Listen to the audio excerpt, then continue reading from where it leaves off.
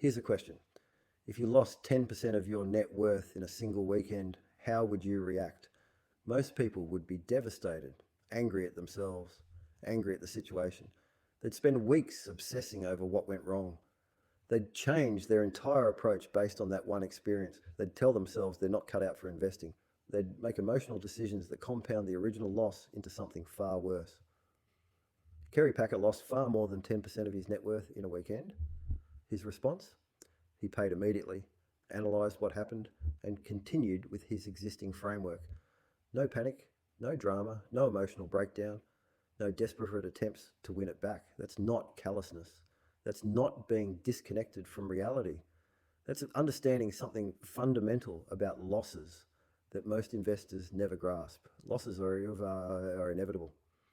They're not failures. They're not punishments. They're not signs you're doing something wrong. They're an inherent part of any probabilistic activity, including investing. Every successful investor, every successful entrepreneur, every successful person who takes calculated risks has experienced significant losses. The difference between those who succeed long term and those who get wiped out isn't whether they experience losses, it's how they respond when losses occur.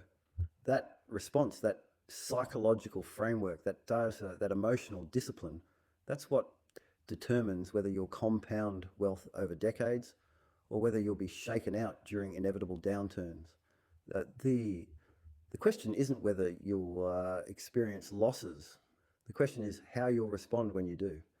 And that response determines everything. Today I'm going to show you how professional investors think about losses, how they prepare for them before they happen, how they process them when they occur, and how they use them to improve their decision making rather than letting them create lasting emotional damage that ruins their judgment for years. It was the year 2000. Kerry Packer, one of Australia's wealthiest men and a media mogul worth billions, walked into a high-stakes gambling area. Over the course of a single weekend, he lost somewhere between $20 million and $52 million. The exact amount varies depending on the source, but everyone agrees on one thing. It was massive. Tens of millions of dollars gone in a weekend. Now think about what would happen if most people lost that kind of money, even adjusted for their scale. Imagine losing an amount that feels proportionally that significant to you. What would happen? Panic. Immediate, overwhelming panic. Anger at themselves for being so stupid. Anger at the situation. Blaming the circumstances, blaming luck, desperate attempts to win it back, making increasingly reckless decisions to recover the loss, doubling down, taking bigger risks because now they need to get even, or the opposite, shutting down completely, giving up, deciding they're not cut out for risk, changing their entire approach to money based on one bad outcome. But that's not what Packer did. He showed no anger, no drama, no excuses, no desperate attempts to chase the loss. He calmly observed the situation, recognized the outcome, stepped away from the table, and within a short time paid every dollar he owed. No delays, no negotiation, no begging for payment plans, no emotional breakdown, just calm execution, payment delivered, obligation met. Casino executives who dealt with high rollers regularly said something remarkable about him, something that reveals everything about how he thought about money and losses. They said with most high rollers, we chase the money. People lose big and then we have to track them down. We have to negotiate payment. We have to deal with excuses and delays. With Packer, he came to us. He paid immediately without being asked. That simple statement reveals everything about how professional investors handle losses differently from amateurs.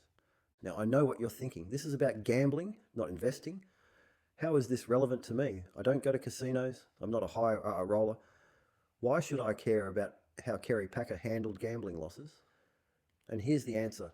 The psychology of handling losses is identical whether you're at a casino table, managing a stock portfolio, running a business, or making any decision with uncertain outcomes. The specific domain doesn't matter. The skills are the same. Emotional control, risk management, separating outcome from process, understanding probability, and treating losses as data rather than trauma. Packer's casino losses weren't about gambling addiction. That's what most people miss. They see the gambling and assume it's about entertainment or compulsion. But for someone operating at his level, those losses were a window into how the wealthy think about risk, loss, and emotional control. And those lessons applied directly to investing and business. In fact, they're more relevant to investing than most investment advice you'll hear. Because investing isn't primarily about finding the right stocks. It's about managing your psychology when outcomes go against you. That's what determines long-term success. Lesson 1, emotional control protects capital. When Packer lost tens of millions in a weekend, he didn't panic. He didn't get angry. He didn't make impulsive decisions to try to recover the loss. He didn't double down recklessly. He didn't abandon his entire framework because one outcome didn't go his way. Why? Because he understood something most investors don't. Panic doesn't just cost money, it destroys judgment. And destroyed judgment costs far more money than the original loss. Think about what happens when most people experience a significant loss.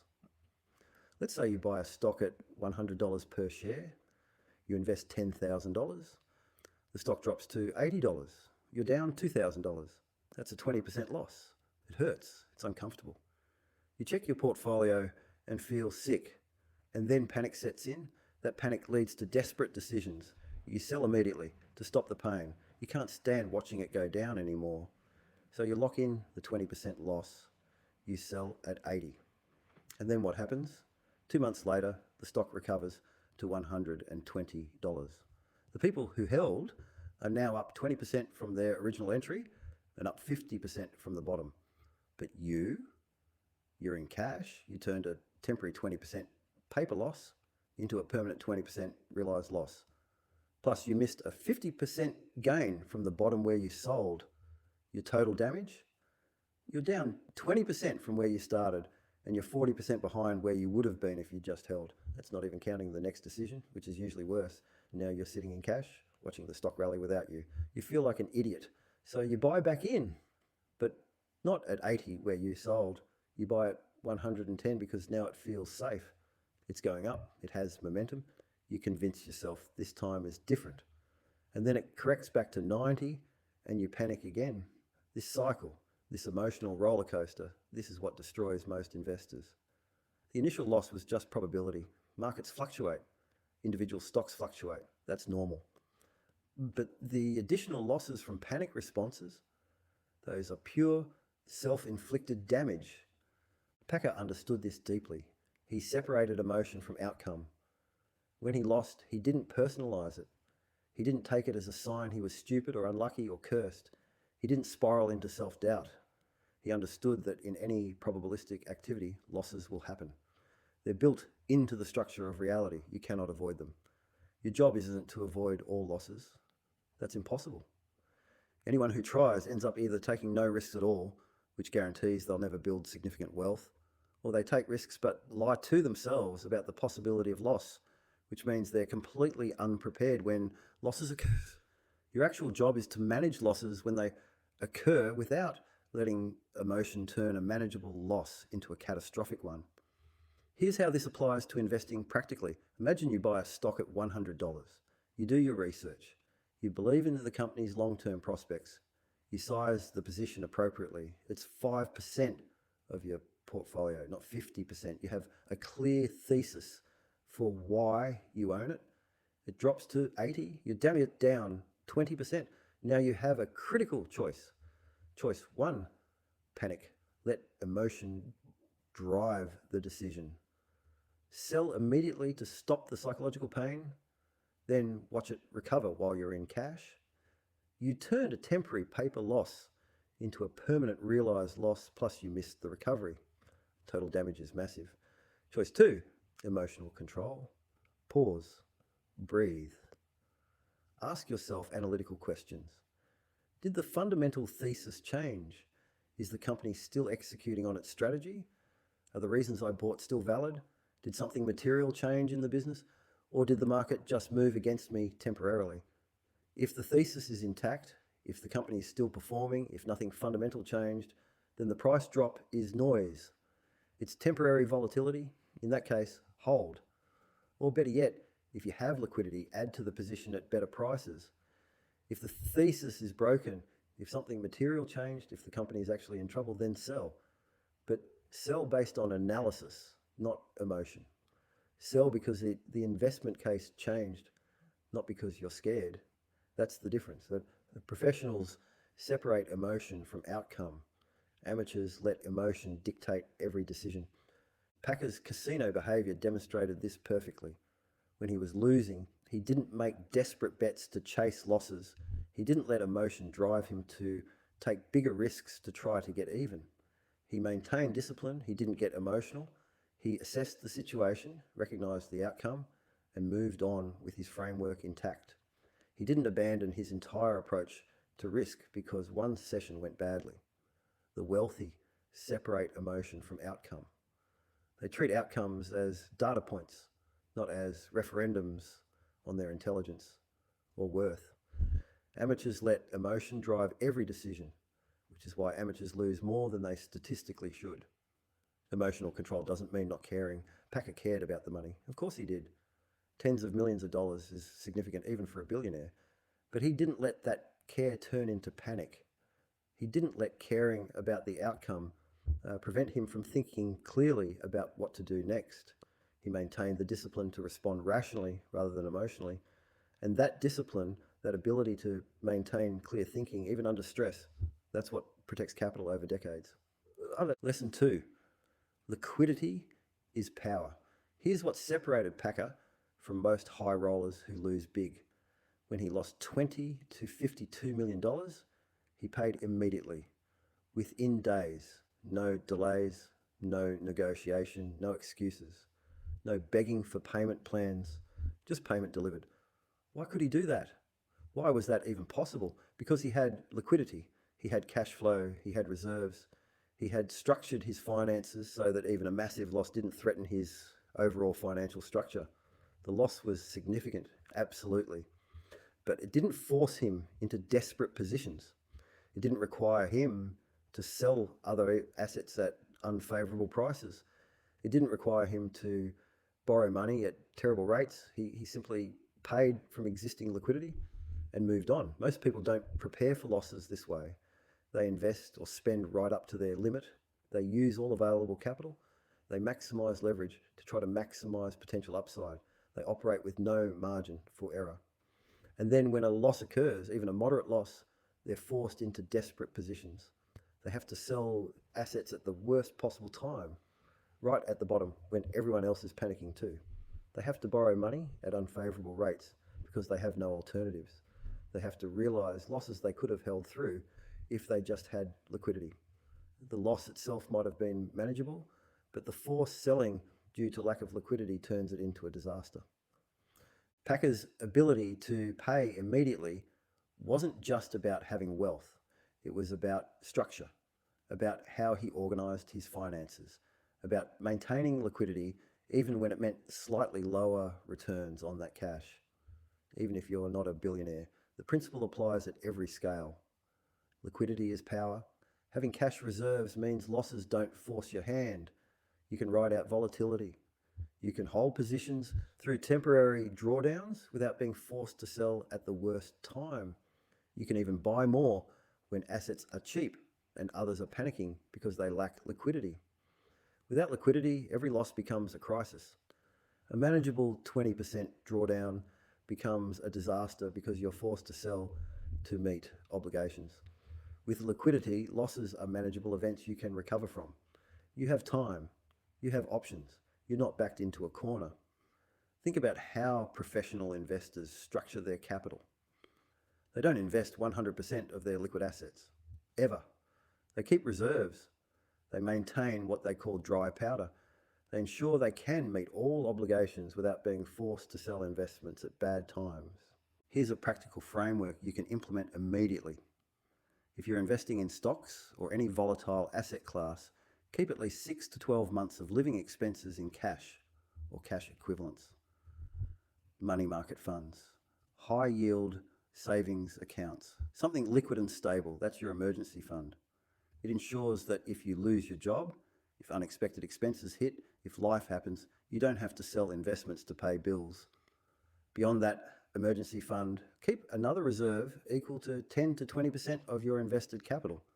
That's your opportunity fund and your buffer against forced selling. When markets drop 20 or 30%, you're not panicking about liquidity. You're not forced to sell at the bottom. Instead, you might even be buying because you have reserves while others are forced sellers. With this structure, when markets inevitably drop, and they will drop, you're not panicking about paying your mortgage or your rent. You're not forced to sell stocks at 30% losses to cover basic expenses. You might even be adding to positions at better prices. This is how professionals operate. Packer could lose tens of millions in a weekend because his cash flow and reserves were structured to absorb shocks of that magnitude. You might not be able to absorb tens of millions, but you can structure your finances to absorb the losses that are relevant to your scale. Lesson 3, losses are data, not trauma. This is the most important lesson and the hardest for most people to internalize. When Packer lost that money, he didn't treat it as trauma. He didn't spiral into self-doubt or depression. He didn't question his entire approach to risk and money. He didn't conclude he was an idiot or cursed. He treated it as data, as information, as an outcome within a distribution of possible outcomes, as a result of probability, not a moral judgment on his worth or intelligence. Professionals expect losses. Amateurs personalize them. And that difference in framing determines everything. Think about the fundamental difference in how these two types of people respond to the same event. An amateur loses money and thinks, I'm an idiot. I'm stupid for making that investment. I'm unlucky. I'm not good at this. I should quit. A professional loses money and thinks that outcome fell within the expected range of possibilities. What can I learn from this? Was my process sound even though the outcome was negative? Should I adjust anything about my approach or just continue with my framework? Notice the difference. The amateur makes it about their identity. The professional makes it about process and learning. This is how institutional investors think. They don't expect to be right 100% of the time. They know that's impossible. They expect to be right maybe 55%, 60%, perhaps 70% of the time if they're very good. And they structure their risk management so that being wrong 30% to 45% of the time doesn't destroy them. They know losses will happen. The question isn't whether losses occur. The question is whether those losses are acceptable within their risk parameters. If a loss is within expected parameters, they continue. If a loss exceeds parameters, they investigate why and adjust the process. But the losses themselves aren't emotional events. They're data points. Packer's calm response to losing tens of millions demonstrated this mindset perfectly. The loss wasn't trauma. It was an outcome. One outcome among many over a lifetime of risk-taking decisions. Here's how you apply this to your investing. When you experience a loss, train yourself to ask 3 specific questions instead of spiraling into emotion. Question 1, was my process sound? Did I do proper research before making this decision? Did I understand the risks I was taking? Did I size the position appropriately for my portfolio? Did I have a clear thesis? If the answer is yes, then the loss is just probability playing out. Even good processes produce losing outcomes sometimes. If the answer is no, then you've identified a process failure. Now you can fix that process for next time. Either way, you're learning. Question 2, does this loss fit within my risk parameters? If you plan to risk 2% of your capital on this position and you lost 2%, that's completely fine. That's within parameters. If you lost 20% because you didn't set a stop loss or oversize the position, that's a process failure. Fix it going forward. Question 3, what information does this loss give me about my original thesis? Did something fundamental change that invalidates the reasons I made this decision? Or did the market just move against me temporarily? If something fundamental changed, if the thesis is actually broken, then exit the position cleanly. Take the loss, move on. But if the thesis is still valid, if nothing fundamental changed, then the loss might actually be an opportunity to add at better prices. Notice that none of these 3 questions are about emotion. They're all analytical. They all treat the loss as data. This is what separates professional investors from amateurs. Professionals expect losses and have systematic frameworks to process them. Amateurs are surprised by every loss and let each one create emotional damage. Packer could lose $52 million without panic because he had this mindset fully internalized. Now let me tie all three lessons together into a practical framework you can use immediately. Now, when you experience any significant loss in investing, in business, in any domain with uncertain outcomes, follow this exact protocol. Step 1, pause and breathe. Do not make any decisions in the immediate emotional aftermath. Give yourself time to process the emotion. Wait at least 24 hours. If it's a weekend, wait until Monday. This is emotional control in practice. You're not suppressing emotion, you're just refusing to let it drive immediate decisions. Step 2, assess your liquidity. Can you meet all your obligations? Do you need to take any immediate action to protect your financial structure? Check your cash reserves. If your liquidity is solid, you have time to think carefully. If your liquidity is compromised, address that first before anything else. Step 3, analyze the loss as data. Ask the 3 questions. Was my process sound? Does this fit within risk parameters? What does this tell me about my thesis?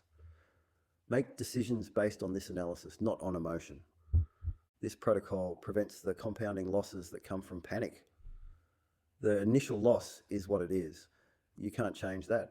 But if you follow this protocol, you prevent the secondary losses that come from poor emotional decision making. And over decades of investing, those secondary losses from panic responses are often much larger than the primary losses. Packer's response to his casino losses demonstrated all 3 principles working together. He maintained emotional control, he had the liquidity to pay immediately without stress, and he treated the loss as data, not trauma. He didn't change his entire framework based on one weekend. That's what professional looks like. And you can adopt the same approach regardless of your wealth level. Here's what this means for you practically. You don't need to be a billionaire to apply these lessons. You need to structure your finances so you have liquidity. Keep cash reserves. Don't invest every dollar. You need to develop emotional control through practice and frameworks. Use the protocol, ask the questions, and you need to shift your mindset from personalizing losses to analyzing them. Start small. When you experience small losses, $100 or $500, practice the protocol. Pause. Assess liquidity, analyze as data. Build the muscle memory so when larger losses occur, the response is automatic and rational. Over time, losses won't trigger panic. They'll trigger analysis and learning. That shift in psychology is what separates investors who compound wealth over decades from those who get shaken out. Kerry Packer lost tens of millions in a weekend and paid immediately with no drama. Not because he didn't care about money, but because he understood that losses are part of any risk-taking activity.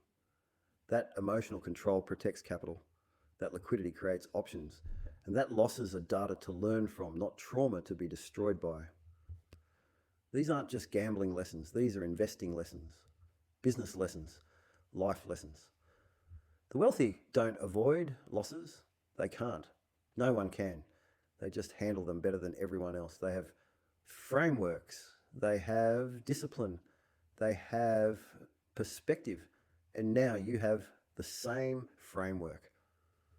So here's my question for you. Think about the last significant loss you experienced. In investing, in business, in trading, in any area with uncertain outcomes, how did you respond? Did you panic and make decisions that compounded the loss? Or did you maintain emotional control? Did you have the liquidity to weather it without forced selling? Or were you backed into a corner? Did you analyze it as data and extract lessons? Or did you personalize it and let it damage your confidence? And more importantly, what will you do differently the next time a loss happens? Because I promise you, it will happen. Losses are inevitable for anyone taking intelligent risks. The question is how you'll handle it. Will you use the protocol? Will you ask the questions? Will you maintain liquidity? Drop your honest answer in the comments below. I want to know how you've handled losses in the past and what you're going to do differently going forward.